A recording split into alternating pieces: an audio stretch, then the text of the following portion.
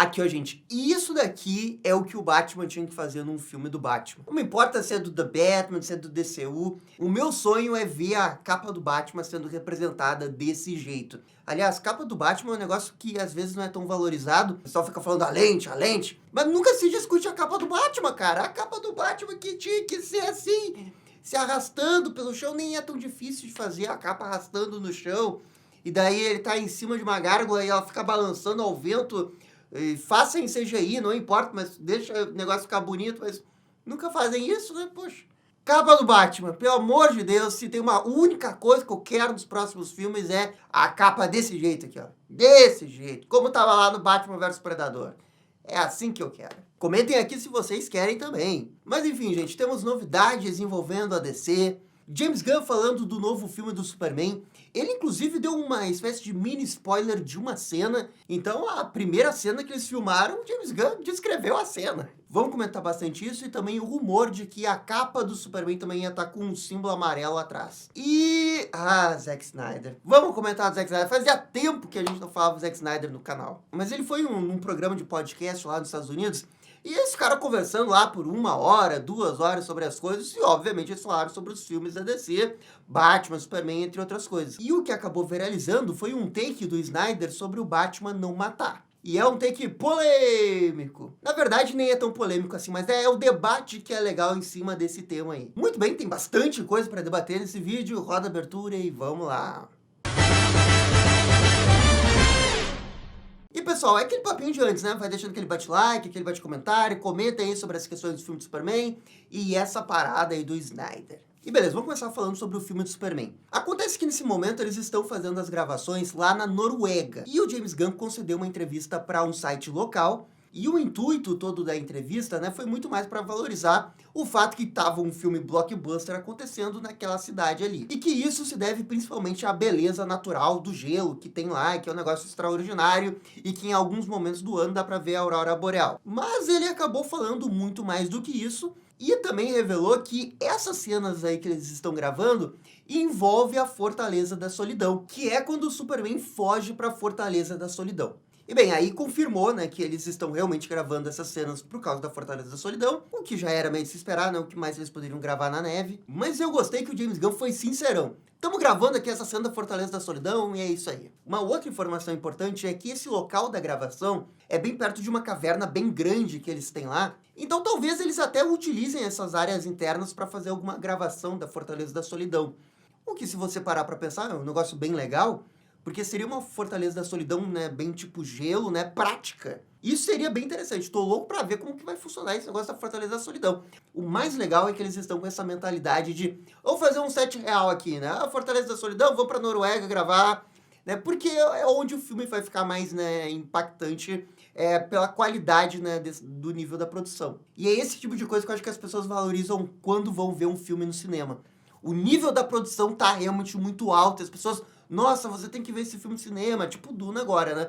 Então, eu espero que o filme, ele tenha bastante esse nível, assim. Pô, se ele for 70% do nível da produção do Duna, vai ser um épico de super-herói, não tenha dúvida. O outro papo que surgiu aí nessa semana, que o James Gunn tava respondendo nas redes sociais, envolve a capa vermelha do Superman ter aquele símbolo amarelo nas costas. Só que, claro, o James Gunn falou em enigmas. Ele não deixou claro que pode ter, como não deixou claro que vai ter. E aí eu levo essa pergunta pra vocês, né? O que vocês acham, né? Esse símbolo que a gente sabe que agora o Superman tem. Todo amarelo no verso da capa, meio cor mostarda, assim. Vocês acham que ia ficar legal? Dando a minha opinião aqui, eu acho que poderia ficar legal. E principalmente porque é algo que não costuma ter recentemente nos uniformes do Superman live action. Então é um elemento que às vezes o pessoal acaba não adaptando e deixa só a capa vermelha. Uma outra possibilidade é esse símbolo, ao invés de ser cor mostarda, ficar na cor preta, que é a versão dos 952, né? Eu sei que o pessoal fica bravo, 952 já tem toda uma rejeição, né? 952 não pode, tudo é ruim nos 952. Calma, gente, nem tudo é ruim nos 952. Mas esse logo, todo na cor preta, nas costas, com uma capa nessa cor vermelha que a gente tá vendo ali, poderia ficar bem bonito também. E seria o símbolo nas costas, que é o que o pessoal quer. Não seria exatamente como o pessoal quer, ó, amarelo ali, mas seria tipo, sabe? Eu acho que seria um bom compromisso. Eu só acho que o amarelo iria ficar melhor, porque daí são os tons do uniforme, né? Azul, vermelho e amarelo. E você só usa esses 3 tons. do que você colocar uma quarta cor que seria o preto só para um detalhe nas costas. Mas enfim, cada um com a sua opinião. Poderia funcionar também. Também tem uma outra coisa que acabou viralizando, é que o James Gunn acabou compartilhando, tipo, as referências que ele usou para fazer o filme dele. E aí ele citou diversas coisas do Superman, Superman Animated Series, o Superman da Era Flash, né? O Superman para todas as estações, o Superman Birthright, o Superman da Action Comics dos 952, que é aquele que tem a calça jeans. E o que acabou chamando mais atenção é a questão do Superman All Stars, o que todo mundo já sabia que ele iria se basear, mas é porque ele acabou citando aquela página super, hiper, mega famosa do quadrinho, que é quando o Superman ajuda uma adolescente que tá pensando em tirar a própria vida. E o pessoal na internet sempre usa essa imagem para dizer, não, esse é o Superman que ajuda as pessoas. E é verdade, essa cena é muito, muito boa, ela é definidora do Superman mesmo, e ela nunca foi feita em live action. Eu não sei exatamente como eles poderiam encaixar na história, porque lá na HQ tem toda uma particularidade do porquê que aquilo acontece, porque aquele momento, embora aquela personagem não apareça mais na história, tem tudo a ver, né, com a jornada de personagem que o Superman tá passando naquela história. Então, para um filme, principalmente num roteiro onde as coisas estão muito mais encaixadas, você não pode simplesmente colocar essa cena, porque ela não é só um fanservice. Essa é uma cena que significa muito pelo que o Superman representa. Então, assim, ó, tomara que eles consigam colocar essa cena. Não precisa ser exatamente os mesmos diálogos, pode ser num contexto diferente, mas a ideia dessa cena e essa atitude tem total a ver com a jornada que o Superman vai ter na história. Se o James Gunn conseguir encaixar isso, aí eu acho que é um negócio perfeito. Essa cena é maravilhosa, ela sempre viraliza na internet, mas eu acho que ela é maravilhosa também pelo contexto da história, já que é o Superman nos seus últimos dias e ele tá atento a todo mundo. Ele tá salvando todo mundo, ele quer fazer valer os seus últimos dias. Cada pessoa importa em qualquer lugar do planeta Terra. Não é porque tem uma invasão alienígena que ele não pode salvar essa pessoa, sabe? É esse tipo de coisa que eu acho muito interessante pra história do All Stars. Mas, pelo menos pra mim, pra isso funcionar num filme, tem que ter esse contexto envolvendo o arco do personagem do Superman. Mas, claro, isso daqui é a minha opinião. Outras pessoas podem ficar contentes só em ver a replicação da cena ali. E tá tudo bem também. E beleza, eu acho que é isso de James Gunn. Vamos pra treta do Snyder. Então, o Snyder foi nesse programa de podcast e ele ficou conversando ali sobre 2 horas da carreira dele. E aí, nessas conversas, eles chegaram no assunto sobre o Batman matar. Já que o Batman dele matou lá no Batman vs Superman, um assunto super conhecido. E eu vou ler a frase dele aqui e depois vou emitir a minha opinião. O Batman não matar é canon, certo? Bom, a primeira coisa que quero fazer quando me dizem isso é ver o que acontece. Então aqui ele já deixa claro que a proposta, a premissa de qualquer história que ele iria fazer com o Batman envolve, né, quebrar essa expectativa em cima do canon. Essa subversão de expectativa, digamos assim. As pessoas me dizem, não põe o Batman nessa situação onde ele precisa matar alguém. E eu penso, vocês estão protegendo o seu Deus de um jeito estranho. Vocês estão fazendo o seu Deus irrelevante em não poder estar nessa situação. Aqui fecha aspas da frase principal e mais polêmica dele. É importante também dizer que toda essa frase dele tá nesse contexto do que o Zack Snyder entende que é desconstrução do gênero de super-herói. Porque ele falou na entrevista que ele gosta muito de desconstrução do gênero de super-herói. E bem, aqui eu vou começar a emitir minha opinião, tá? Porque é uma frase bem polêmica. Eu não concordo com ela em 90%, mas eu acho que tem uns 10% que eu acho que ele tem uma certa razão. Quando ele diz aqui que o Batman não mata e é canon, é isso, cara. Você não pode ignorar que o Batman tá como na persona dele não matar. Porque no entendimento das grandes histórias do Batman, dos grandes autores que passaram pelo Batman, no momento que o Batman mata uma pessoa, ele deixa de ser aquele ideal que ele busca ser.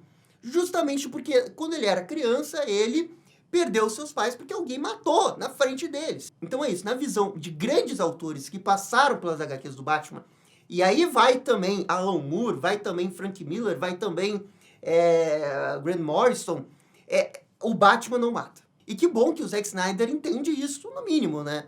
Porque ele falou aqui, ó, o Batman não pode matar, é canon, certo? Beleza, ele sabe disso. E aí o que ele fala depois, eu acho que é o que as pessoas não gostam do Zack Snyder. Porque a partir dessa informação que ele confirma é canon e tem que ser, ele prefere desconstruir o canon. Ele prefere colocar o Batman numa situação na qual ele vai ser obrigado a matar alguém. Para argumentar isso, ele vai dizer assim, ó, quando o Batman ficar numa situação de vida ou morte, no meu filme não vai ter um batirangue, não vai ter uma tática que o Batman vai usar ali. O Batman não vai ter como trapacear na história. E ele citou um negócio que tem no Star Trek, que é um treinamento que o Capitão Kirk passa, que é um negócio que eles chamam no Star Trek de Kobayashi Maru, Esse é um treinamento que é, tipo, impossível das pessoas passarem na frota estelar do Star Trek. É impossível, impossível. É uma simulação que sempre a simulação vence. E o Capitão Kirk, ele vence a simulação porque ele trapaceia, ele hackeia o programa para permitir que ele ganhe. E dentro do Star Trek, isso sempre foi uma coisa que define o Capitão Kirk. Porque ele é aquele cara que pensa fora da caixa, sabe?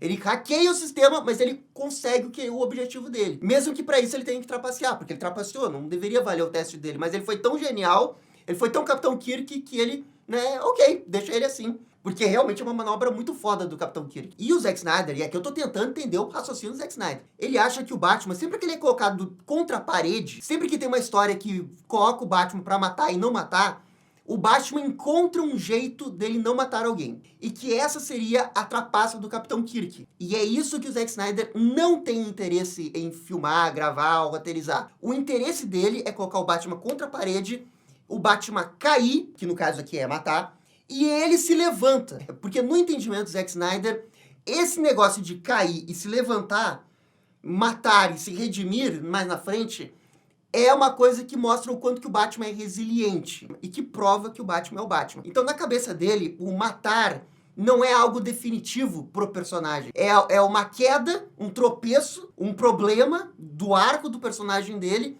que no final ele se redime ao ponto de voltar pra descorrupção que ele sofreu quando ele matou alguém. Isso considerando um arco de personagem. E se você parar pra pensar, é mais ou menos isso que acontece no Batman vs Superman. Como argumento, o Zack Snyder acabou usando uma HQ lá do Frank Miller, o Cavaleiro das Trevas, que na opinião dele, que tem um painel lá que o Batman fala, eu acredito em você, e o Batman dá um tiro num capanga lá e supostamente ele morre. O problema é que essa página, assim, ó, eu sempre achei meio dúbio se o Batman matou ou não. Porque pra mim não fica claro que o Batman matou. Pra mim tem um desenho, o cara tá caído ali, mas não dá pra saber se o cara matou. A minha interpretação dessa história é que o Batman não mata ninguém. Porque se ele matasse esse capanga, nada impediria dele matar o Coringa mais pra frente.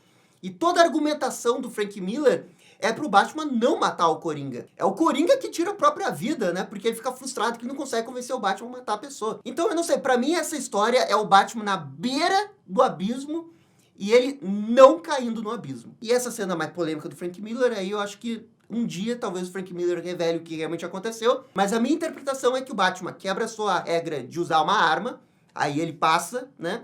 E atira no ombro da pessoa, imobilizando ela. É como eu interpreto isso aqui, porque se ele de fato matou, isso quebra o arco, né, que o Frank Miller estava construindo. E o Frank Miller não é um escritor ruim. Ele é um dos gênios dos anos 80. Ele não iria fazer um negócio que ele iria se contradizer na HQ seguinte, sabe? Eu acho um pouco difícil isso acontecer.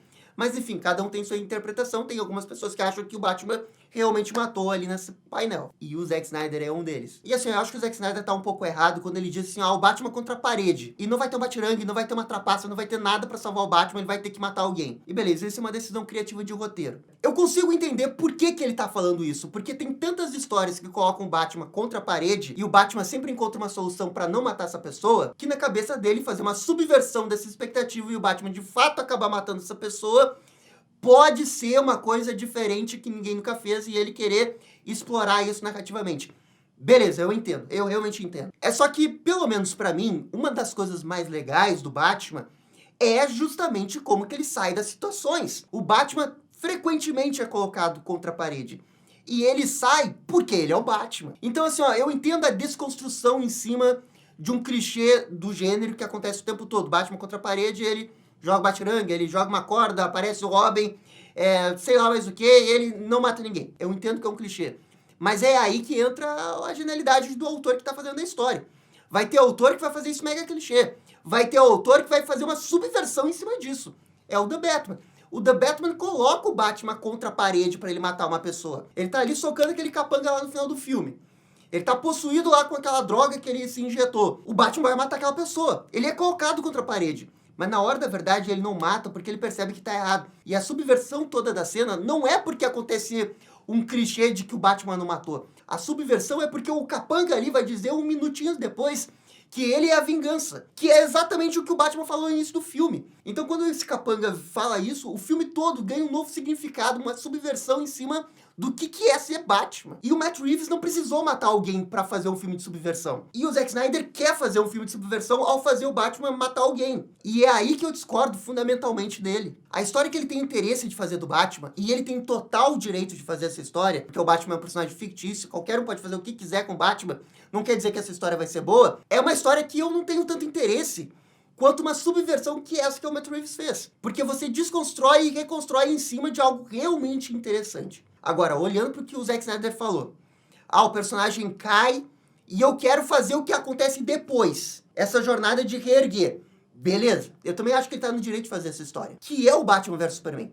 Quando você coloca no papel, o Batman tá corrompido depois de ficar 20 anos em Gotham porque o Robin morreu, ele já tá um pouco mais maluco lá, já tá quase caindo no abismo, ele marca as pessoas e essas pessoas na prisão são mortas porque ele tá com essa marcação e o Batman não faz nada, então ele é cúmplice de assassinato dessas pessoas. E aí o Batman vai passar por um arco de personagem pra entender que o Superman é esperança, o Batman vai reacreditar na humanidade e ele vai deixar de ter esse traço meio assassino de marcar as pessoas e até vai deixar de matar as pessoas e ele vai se reerguer voltando pro status quo dele de não matar. Isso é um bom arco de personagem. Quem dizer que não é, tá maluco. É um bom arco de personagem. O problema é que pra executar esse arco, você tem que fazer, cara, um filme perfeito. Como o The Batman tem um roteiro praticamente perfeito. Porque quando você vai fazer essa desconstrução que o Batman mata, você tem que tomar muito cuidado de como que você vai fazer as cenas de ação. Porque para algumas pessoas, no momento que o Batman matou, não tem volta. E foi exatamente isso que aconteceu aqui. As pessoas viram o Batman passar com um tanque em cima de um caminhão e matar 3 pessoas ali no meio dessa cena, e elas se incomodaram com isso. E a partir daí, nenhum arco de personagem funciona, porque se elas se desconectam do filme, elas deixam de acreditar no personagem delas. E quando o Batman volta pro status quo dele de não matar, o Zack Snyder faz aquela cena do armazém, que eu acho muito boa, mas é uma cena incrivelmente dúbia se o Batman matou algumas pessoas ali. Então as cenas de ação, elas não têm exatamente uma harmonia com o que o roteiro tá dizendo. Porque se nessa cena do armazém, depois de ter recuperado a esperança com o Superman, o Batman não matasse aquelas pessoas, o arco ia fazer mais coerência. Mas o filme constantemente entra em contraponto com o que o arco do filme quer dizer. E aí que eu acho que ele falha. É por isso que assim, ele pode fazer esse filme. Mas se você quer fazer essa história que ele vai balançar, ele vai cair, e ele vai se reerguer a partir disso e vai entender que ele errou ali, você tem que fazer direito. Você tem que fazer tipo um 9 de 10, um 10 de 10, para que as pessoas realmente comprem. E o Batman vs Superman tá muito, muito, muito longe de um 10 de 10, de um 9 de 10, convenhamos, né? Então eu entendo ele. Então assim, eu entendo a ideia do cineasta que quer fazer uma subversão. Mas existem N maneiras de fazer uma subversão. Batman vs Superman tenta fazer essa subversão. Infelizmente, ele não executa tão bem o arco, mas ele deixa o Batman num ponto que é o Batman reerguido. Um Batman descorrompido. E lá no Snyder Cut, aí sim, eu acho que a gente tem um Batman do Snyder bem melhor. Ainda bem distante do The Batman, mas um Batman que eu acho que esse é um Batman legal. E que não entra muito em conflito com alguns ideais do personagem. E aí tem essa outra parte da frase dele, que aí sim eu acho bem mais errado, que é esse negócio: vocês estão protegendo o seu Deus de um jeito estranho, vocês estão fazendo o seu Deus irrelevante em não poder estar nessa situação. E aqui, ele tem um pouquinho de razão, mas ele também não tem razão. Quando ele diz assim, vocês estão protegendo o seu Deus. E, ok, talvez as pessoas protejam um pouco mais esses personagens de HQs, porque elas se importam tanto com esses personagens, e elas não querem que os personagens sejam desvirtuados dos seus valores.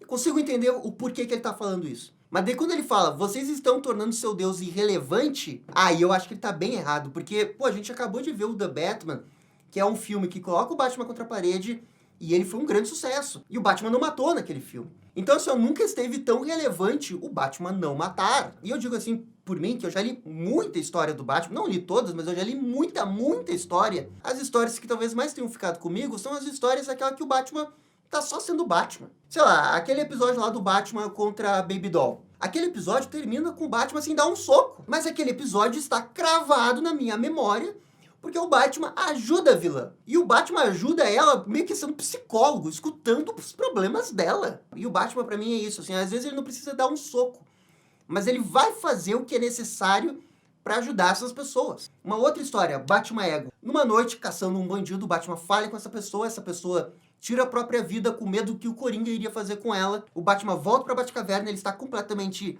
afetado psicologicamente com aquilo, e ele entra num conflito moral dentro da cabeça dele de o que ele tem que fazer. Se ele tem que deixar de ser o Batman, se ele tem que voltar a ser o Batman, se ele tem que voltar a ser o Batman e matar uma pessoa. E no final disso, ele entra em acordo com seu outro ego de que ele não pode matar uma pessoa. E essa é uma história de total desconstrução do Batman. Porque o Batman chega na Batcaverna completamente destruído psicologicamente. Onde já se viu o Batman ser afetado psicologicamente? Onde já se viu o Batman depressivo? O Batman chega lá sangrando, completamente abalado psicologicamente com o que aconteceu. É ali o Darwin Cook que escreve o Batman e diz que sim, dentro da cabeça dele, ele pensa que talvez seja mais fácil matar. Mas ele escolhe não matar. Essa é uma definição do caráter dele. Então é por isso que eu não acho que quando o Batman é colocado numa situação extrema, seja trapaça ele achar uma alternativa para não matar.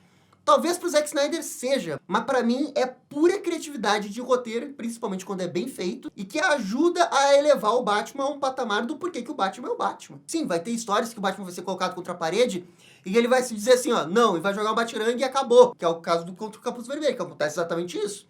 Batman joga um batirangue lá na arma do Jason Todd e acabou. É clichê? Talvez seja clichê, mas todo o diálogo dramático em cima daquela cena, o peso emocional que faz o Jason Todd passar por toda a história, o Batman passar por toda a história lembrando do fracasso dele com o Jason e chegar naquele momento da verdade e o Batman não se deixar ser convencido pelo seu próprio filho que ele fracassou, isso diz muito sobre a personalidade do Batman. Então, é clichê jogar um batirangue ia funcionar? É. Mas dane-se, porque a história quer passar uma mensagem muito maior sobre o personagem e sobre uma alegoria do que as pessoas deveriam almejar em ser. E no final disso tudo, super-herói é pra isso. Um exemplo de moralidade do que os personagens têm que fazer. Eu entendo que pode ter um filme de desconstrução. E é louvável o Zack Snyder querer fazer um filme que o Batman no início já tá corrompido e no final vai ficar descorrompido. É louvável. Só que só ter a ideia não é suficiente. Você tem que se sustentar nos seus argumentos e no seu roteiro e na sua direção. Um filme, ele é composto de múltiplas coisas. E infelizmente o BVS, por mais que eu queira, e tem algumas cenas legais no BVS mesmo, ele não consegue executar tão bem essa jornada do Batman. É uma boa jornada que não é tão bem executada. E assim, acima disso tudo, tem toda a questão de que o Zack Snyder não entende Batman. E olha, eu acho que ele entende. Ele fala ali que o Batman não mata. É só que ele não tem interesse em fazer uma aventura comum do Batman. O interesse dele é na desconstrução do personagem. Só que essa desconstrução do personagem passa muito por um aspecto que muitas pessoas não concordam. E eu tenho certeza, existe uma grande história em cima dessa expectativa que os fãs têm em cima do Batman não matar. Com certeza existe uma excelente história que o Batman um dia matou e ele se reergueu e ele volta a ser o Batman. Com certeza existe essa história. Mas até hoje ela nunca foi escrita. E talvez, se essa história existir, ela nunca vai existir dentro do cânon do Batman, ela vai existir muito mais como uma história alternativa do Batman. Nessa história alternativa, a gente vê o Batman, depois de matar uma pessoa, com ele se torturando com o que ele fez, e ele tentando entrar em pazes consigo mesmo depois de cometer uma coisa que ele cometeu o erro. E aí, num quadrinho, você desenvolve isso. Talvez num quadrinho funcione. Talvez num quadrinho Elseworld Black Label do Batman possa dar certo. E é por isso que eu não sou maluco o suficiente em dizer que eu não quero ver o Batman numa situação como essa. Eu aceito ver uma história como essa, só que eu quero que seja muito bem escrita. E acima disso tudo, eu acho uma história muito difícil de fazer pro primeiro filme de um novo universo compartilhado que se está fazendo, na qual você vai colocar o Batman contra o Superman para lutar e no final do filme o Superman vai morrer. Sabe?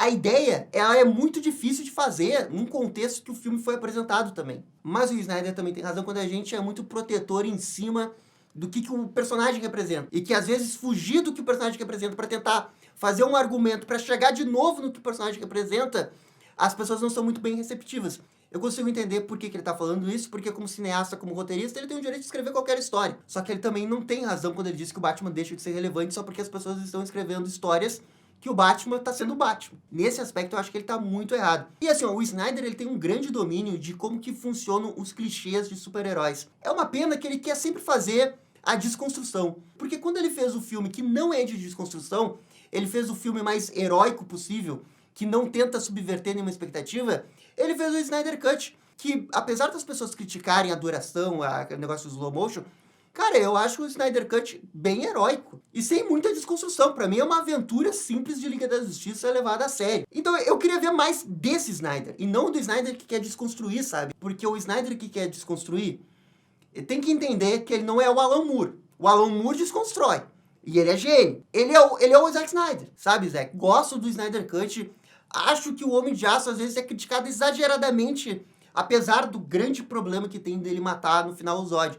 Mas nessa frase do Batman aí, Zack, não dá pra concordar muito não, hein? Não dá. Mas enfim, essa aqui também é só minha opinião, né? 30 minutos falando Zack Snyder. Eita, nós! Por favor, comentem aqui o que vocês acharam das declarações do Snyder. E no mais, eu fico por aqui, muito obrigado e dale DC. E esse foi o vídeo falando das novidades de Superman e a treta do Snyder. E aí, gostaram, não gostaram? Deixem suas opiniões nos comentários e se curtiram o vídeo, deixa aquele joinha. E inscreva-se no canal para ficar sabendo absolutamente tudo sobre Batman. Obrigado, gente. Até a próxima. Tchau, tchau.